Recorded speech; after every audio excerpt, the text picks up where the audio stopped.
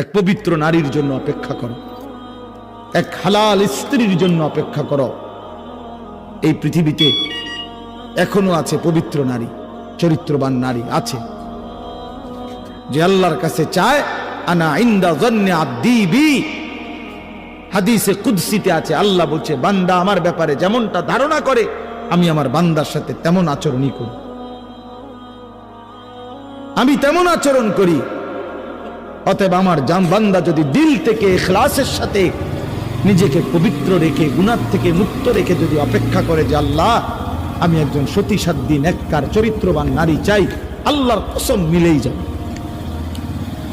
মিলেই যাবে, কোনো সন্দেহ নেই, কোনো সন্দেহ নেই। তুমি যদি বলো কই ভালো মানুষ তো দেখি না, না তোমার কাছে ভালো মানুষ প্রত্যেকদিন তোমার কাছে আইয়া ঘুরতে হইব বা জানাইয়া যাইতে হইব যে ভাই চিনচিন আমি যে ভালো মানুষ, আপনার লিস্ট লিখকে রাখেন। এটা কি কোনো নিয়ম হল কি? আপনার কাছে আইয়া সমস্ত ভালো মানুষ দেখা করে যাইতে হইব একবার আইয়া? এটা কে আইন করছে? এটা কোন আইনের কথা? অনেক মানুষ দেখেন না চা দোকানে বৈশা বিড়ি খাইতে খাইতে করতে ভালো মানুষ আসেনি অনেকে না করতে পার। ভালো মানুষ তো একমাত্র আমনে চাচা, পৃথিবীর শেষ ভালো মানুষ তো আমনে। আমনে এই যে বিড়ি খাবি না, আমনে বিড়ির গন্ধে কাছে যাওন যায় না, আমনেই পৃথিবীর আখেরি ভালো মানুষ। কোনো কারণে যদি আমনে মারা যান তো পৃথিবী শেষ না, এরপরে আর করতে গাইব। উনি তো টোয়াই পায় না, উনি চা দোয়ানে বইয়া বইয়া বিড়ি খায় আর ভালো মানুষ টোয়ায়। বেওকুফ কোথাকার!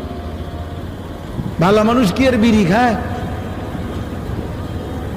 ভালো মানুষ কি আর চা দোয়ানে বেড়ি চায়, টেলিভিশন দেখে? আল্লাহ আমাদেরকে আকল দান করে, বিবেক দান করে।